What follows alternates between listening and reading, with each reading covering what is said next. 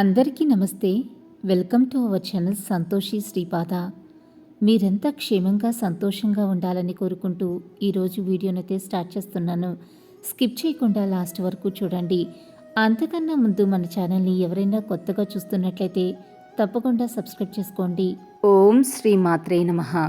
ఈరోజు అందరికీ తల్లి అయిన శ్రీ లలితా పరభట్టారిక జగజ్జనని ఆదిపరాశక్తి తన బిడ్డలకు అందించే దివ్య సందేశం గురించైతే ఈరోజు తెలియచేస్తున్నాను.